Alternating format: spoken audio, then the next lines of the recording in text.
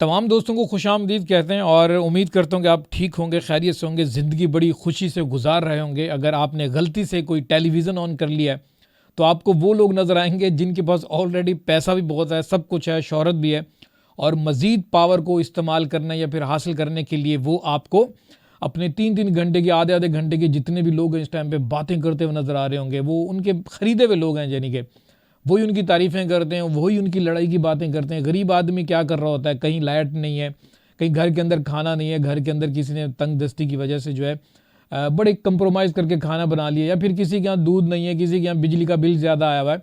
ये गरीब आदमी काम करने के लिए गया है, उसको वहाँ से पैसे नहीं मिले, या फिर किसी से आपने पैसे लेने थे, आपको उसने दिन दे दिए कि नहीं आज नहीं कल परसों तरसों। पर कि जब भी आप टेलीविज़न ऑन करते हैं तो आपको हमेशा वो लोग नज़र आते हैं जिनके पास ऑलरेडी पैसा होता है, या फिर ऐसे लोग आपको नज़र आते होंगे जिनको दिखाने के बाद लोग पैसे मांग रहे होते हैं। अब आप सोच रहे होंगे यार मैं जेडीसी की बात कर रहा हूँ, ऐसा नहीं है। तो ये आपका अपना वो, आप कमेंट्स में कुछ भी लिख सकते हैं। अच्छा, हमारे यहाँ जेडीसी से याद आया मुझे कि कुछ इस तरह के इदारे भी हैं जो कि बड़ी बड़ी यानी कि सोशल मीडिया के ऊपर लंबी स्ट्रीम करके या फिर रीच बढ़ाकर जो है पैसे ही मांगते हैं, पर कि पता नहीं किन लोगों की मदद करते होंगे, शायद मुझे तो नहीं पता। आप हमें बता सकते हैं इसके बारे में, किन लोगों की मदद होती है। और इसके अलावा भी बहुत सारे इस टाइम पे जो खैराती इदारे चल रहे हैं, कोई 10-20 लोगों को खाना खिला देता है, और इतने 10-20 लोगों को खाना तो वैसे ही पाकिस्तान के जो आम गरीब आदमी है वो तो खैरात करता है। अगर आप पंजाब की साइड पर जाएँ, वहाँ पर मीठा एक मेरे ख्याल में कोई चीज़, एक देग बना के बहुत सारे लोगों के दिलों के अंदर रहते हैं, यानी कि कुछ खिलाओगे पिलाओगे तो भाई आपके रवाबित कायम रहेंगे, वरना कोई आपको अच्छे अल्फाजों में भी याद नहीं करता है।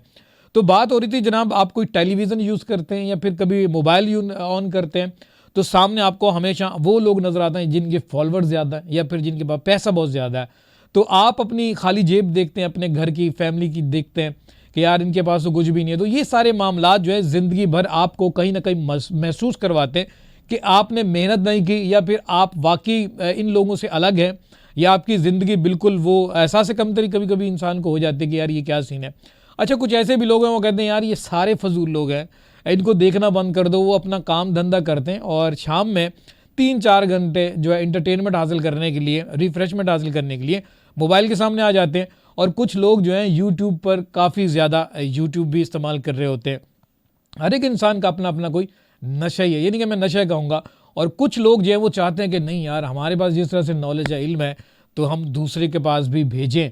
और सबका जो मेन चक्कर है ना, मैं आपको सबको बता दूं, इसमें शायद मैं भी शामिल हूँ, वो जो है मशहूर होना, कि यार एक दफ़ा मशहूर हो जाए यार, फॉलोवर बढ़ जाए हमारे। तो भाई ये एक दुख और दर्द है बहुत सारे लोगों का। हम भी ये कलम देख रहे हैं, इस कलम के ज़रिए बहुत सारी चीज़ें लिखते हैं, फिर उनको ख़त्म कर देते हैं, फिर उनको अडॉप्ट कर लेते हैं कि यार चलें यार इसके ऊपर जो है कहानी बना देते हैं। तो अब बात आ रही है जनाब ज़रिया माश की। और पेट को क्या चाहिए? पेट को कोई शोहरत नहीं चाहिए, पेट को जो है कोई भी इस तरह की पब्लिसिटी नहीं चाहिए। पेट को सिर्फ और सिर्फ खाना चाहिए 2-3 वक्त का। अगर आपके पास सब कुछ है तो आप 6-10 हज़ार का भी दिन के अंदर खाना खा रहे होते होंगे।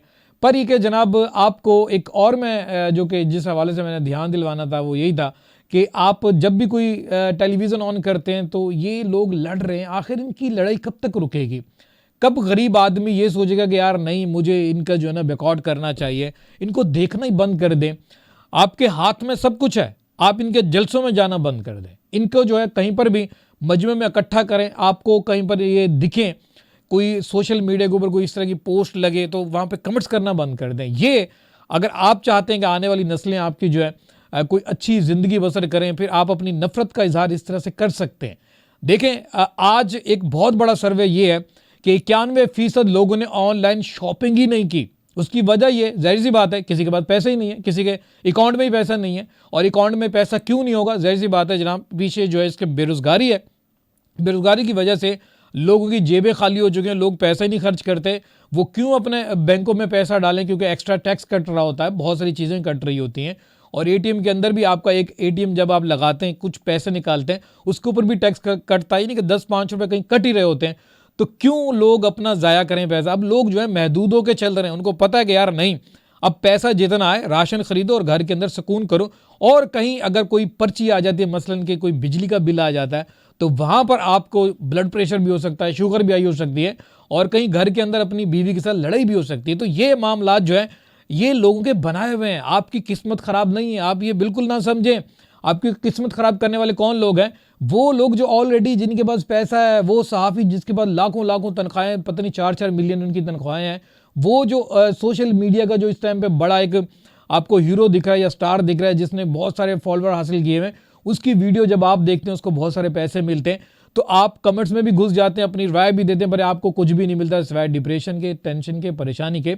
अब ये लोग जो हैं इस टाइम आपके ऊपर अपनी सोचें मुसल्लत कर चुके हैं और मजीद हम सोचों को लेकर लड़ रहे होते हैं, और नतीजा क्या होता है जी, हमने तो वहीं गुर्बत के अंदर पिसना है, हमें पानी नहीं मिलना, हमें बिजली नहीं मिलनी, हमें इलाज बहुत महंगा मिल रहा है, हमें दवाइयाँ नहीं मिलेंगी, और कहीं पर भी जाएंगे, अगर सरकारी हॉस्पिटल में जाएंगे हमें धक्के बहुत मिलेंगे, अगर प्राइवेट में जाएंगे तो आपकी जेब के ऊपर बहुत वजन आएगा, आपके हुलिये से, आपके कपड़े से अंदाज़ा लगा दिया जाता है कि नहीं आपका इलाज यहाँ पे नहीं हो सकता, आप जाएं जिना हॉस्पिटल जाएं, कराची के जिना हॉस्पिटल में जाएं, क्योंकि उनको पता होता है कि यार ये अफोर्ड नहीं कर सकता। बेड जो कि जिंदा आदमी के लिए मेरे ख्याल में कोई 3,000 रुपये का होता है, और मरीज़ के लिए जो वो महंगा कर दिया जाता है। यानी कि आप किसी भी होटल के अंदर जाएं, कम से कम की मैं बात कर रहा हूँ, क्योंकि मैं गरीब आदमी हूँ, मैं कम पैसों की बात करूँगा भाई, मुझे इतने ज़्यादा पैसों का पता नहीं है।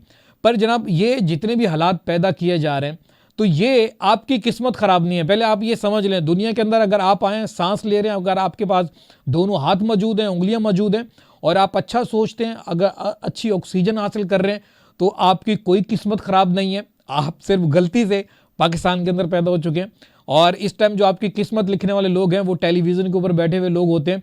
ये आपको एक बात कभी जहन में शायद आई हो कि नहीं है, ये कितने गरीबों की बात करते हैं, कितने लोगों की परेशानियों की बात करते हैं, ये खुद अमीर हो जाते हैं, और उसके बाद आप जो है वहीं के वहीं रहते हैं, यानी कि मैं वहीं का वहीं रहता हूँ। पर ये जनाब देखिए, मुल्क के अंदर जो है अगर आप अच्छे इंसान हैं तो बराबरी होनी चाहिए। ये जो दुनिया के अंदर ज़राअत है या फिर ये ज़मीन है, ये तो किसी के साथ नाइंसाफ़ी नहीं करती। वैसे भी बदकिस्मती से बहुत सारे लोगों को इस यानी कि ज़रख़ेज़ ज़मीन से हटा दिया गया कि खबरदार, अगर आपको कहीं अनाज उगाना आ गया, अगर आपको अनाज उगाना आ गया, आप तो इनके ग़ुलाम ही नहीं बनेंगे, क्योंकि आप अपना अनाज उगा कर जो है अनाज वहाँ पर आप चौधरी बन के बैठेंगे, क्योंकि अनाज ही वो चीज़ है जो आपको जो है पेट भरती है और दुनिया के अंदर आप यानी कि देते भी हैं। तो पहले भी अनाज के ज़रिए ही ज़िंदगियाँ चलती थी, बहुत सारे लोग अपना ज़ात पात, अपने जो जितनी भी चीज़ें थी उनको कायम रखते थे। आज हम देखें पता नहीं कितनी बड़ी कास्ट है, अगर हम उनकी तह में जाएँ तो वो एक टाइम पे भारी भरकम हुआ करते थे, एक रोल अदा करते थे पूरी कायनात में। तो आज वो बिल्कुल गरीब, आवे तुम कौन हो यार, फलां कास्ट हो, अरे तुम्हारी कास्ट वाले तो बड़े अमीर होते थे, अब क्या हो गया, और यार बस ऐसे सब लोगों को एक जगह पे इकट्ठा कर दिया, निकम्मा बना दिया गया। अब होगा क्या कि आपकी किस्मत लिखेंगे ऐसे लोग जो कि टेलीविज़न के ऊपर बैठे होते हैं या फिर सियासत में आते हैं, लड़ते हैं। 4, 5, 10 लोग हैं जी पूरे मुल्क को चला रहे हैं, और अगर किसी को कोई समझ में ना आए तो नीचे ऑर्डर कर देते हैं और तबाही मचा देते हैं। कानून की ऐसी की तैसी होती है, परेशानियाँ मज़ीद बन रही होती हैं, और आवाम जो है मज़ीद परेशान हो रही होती है, और कोई हाल पूछने वाला नहीं है। एक गरीब आदमी को अपनी ज़िंदगी चलाने के लिए कम से कम 12 घंटे काम करना होता है। 12 घंटे आपको उस जगह पे पहुंचना होता है जहां पे आपने काम करना होता है। फिर आपका जो 1 घंटा, आधा घंटा आने का होता है और 1 घंटा जाने का होता है, वो अलग ज़ाया होता है, यानी कि 14 घंटे आप काम कर रहे हैं। और अगर आपकी वाइफ लड़ने वाली है तो तकरीबन 2 घंटे तो आप वहाँ परेशान हो गए, यानी कि तकरीबन आपको जो रात को नींद आती है 2 बजे तक आती है। उसके बाद फिर आपको सुबह उठना होता है, फिर आहिस्ता आहिस्ता आपकी सेहत ख़राब हो रही होती है, जिसकी वजह ब्लड प्रेशर बनती है, शुगर बनता है। फिर आहिस्ता आहिस्ता तकरीबन आप 45 साल की उम्र में कहते हैं कि बस यार अब हमसे काम नहीं होगा, और बहुत सारी चीज़ें होती हैं। तो ये कुछ हमारी ज़िंदगी के जो पहलू हैं वो मैंने आपके सामने रख दिए। और अगर आपको लग रहा है कि जी ये आपकी एक बदकिस्मती है, तो भाई ज़रा गौर करें, आप देखें, और इस तरह का कोई आप पेन उठा लें, उसके ऊपर बहुत सारी चीज़ें लिखें, और देखें कि आपकी किस्मत में जो आपके पास नहीं है, लोगों के पास कैसे आया, वो क्यों आया, और फिर वो क्या करना चाह रहे हैं। ये सारी चीज़ें आप नोट कर सकते हैं। खुदारा एक हफ्ते के अंदर एक आपका छुट्टी का दिन ज़रूर होता है। आप एक छुट्टी के दिन के अंदर घर वालों को कहें कि आप जॉब पे जा रहे हैं, ठीक है, आप वो एक जो दिन है किसी पार्क के अंदर जाएं और कुछ पर्चा वगैरह उठाएं, जो कि मैं आपको यहाँ पे वीडियो में भी दिखा देता हूँ। वो पर्चा उठाएं, क्योंकि इस तरह के बहुत सारी चीज़ें होनी चाहिए उसके अंदर। ये यहाँ पे मेरे ख्याल में वो हो रहा है, तो ये इस तरह का पर्चा होना चाहिए। चाहें तो आप पूरे एक एक वर्के के ऊपर अपनी ज़िंदगी की दास्तान लिख सकते हैं, और आप भी किताब लॉन्च कर जाएं। और वरना वैसे आप ये देखें कि जो बदकिस्मती आप समझते हैं लोगों के पास क्यों जाती है, क्या करते हैं, क्या वो मेहनत से कमाते हैं पैसे, या फिर कोई हेर फेर कर रहे होते हैं। सारा पर्चा लिखें और अपना खुद तज्जिया करेंगे आप कहाँ हैं, आपको किसने धक्का दिया है इस किस्मत की तरफ, और आपको किसने बताया कि वो आपकी किस्मत ठीक नहीं है। वैसे तो हाथ की हथेली देख के बहुत सारे लोग बता देते हैं भाई तुम्हारी किस्मत ठीक नहीं है। अच्छा तुम इतने साल रहोगे, तो भाई मुझे तो ये लग रहा है कि यहाँ जब बच्चा पैदा होता है पाकिस्तान के अंदर, उसकी किस्मत कौन लिख देता है? ये बड़े लोग लिख देते हैं, जो कि 4-5 लोग हैं, जिनका आप यूट्यूब पर जाएं या टेलीविज़न के ऊपर जाएं, फलाना हमीद और फलाना वो, फलाना पता नहीं कौन कौन सा, ये पता नहीं कौन सा मुनीर है, पता नहीं क्या क्या है, फलाना ये। भाई 4-5-10 लोग यार, तुम्हारे पास इतने पैसे हैं यार, बस कर जो यार, दे दो, अपनी अकाउंट खोलो, दे दो गरीबों को यार, कुछ आज़ादियाँ कर दो। इतनी सारी ज़मीन पड़ी हुई है सिंध के अंदर, पंजाब के अंदर, गरीबों को दो, घर बना दो यार, बहुत सस्ते में घर बनते हैं, बना दो एक दफ़ा। ये जो बेघर लोग हैं जो इतने महंगे महंगे किराए दे रहे हैं, इनको दे दो यार, इनकी टेंशन परेशानियां दूर करो यार। उसके बाद 70-80 साल के बाद आप भी जाएं, हम भी जाएं, सफ़ें लिपेट जाएंगे, नए लोग आएंगे, उनको पता चलेगा भाई अच्छे लोग पहले रहते थे। क्यों नहीं अच्छा ही करते हो? इसमें जाता क्या आपका यार? आपके पास सारी चीज़ें मौजूद हैं यार, कुछ सोचो यार। कुछ बड़ी बड़ी बातें कर रहे होते हैं, करिश्मा टैप का तो अब इस तरह की कहानियाँ तो सुन ही रहे होते हैं कि फलाना आया, अजूबा हो गया, उसने ताकत हासिल कर ली। यार आप भी कर सकते हैं यार। तो ये कुछ छोटी सी बातें थी, और मैं कुछ एक वीडियो बना रहा था, तो मैंने सोचा चलें यार एक लाइव रिकॉर्ड ही कर देते हैं। तो बस मेरी मशीन चलना शुरू हो गई। अगर जो बातें मेरी बुरी लगी तो भाई माजरत चाहते हैं भाई, क्योंकि हम भी आपकी तरह इंसान हैं, मुंह से कुछ भी गलत निकल सकता है। अभी निकला भी है थोड़ी देर पहले। चलें जी, अपना बहुत सारा ख्याल रखिएगा। आप लोग बहुत अच्छे हैं, आपकी समातें बहुत अच्छी हैं, आप हमारे दोस्त हैं। फेसबुक के ऊपर आप हमारे साथ रहते हैं, और 2-4 गिने चुने लोग हैं जो कि मेरे दिल के अंदर महफूज हैं।